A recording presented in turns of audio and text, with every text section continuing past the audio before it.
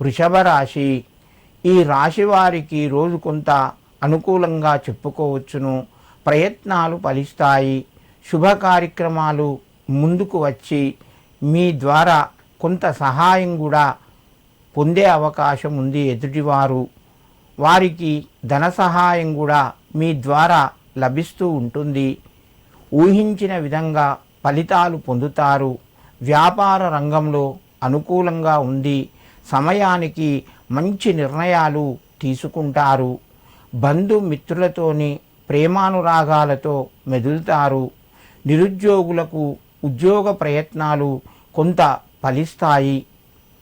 ఆస్తిపరంగా కొంత ఇబ్బంది కలిగే అవకాశం ఉన్నది.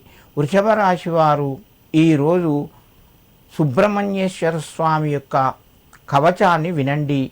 మీకు మరింత శుభయోగం కలుగుతూ ఉంటుంది.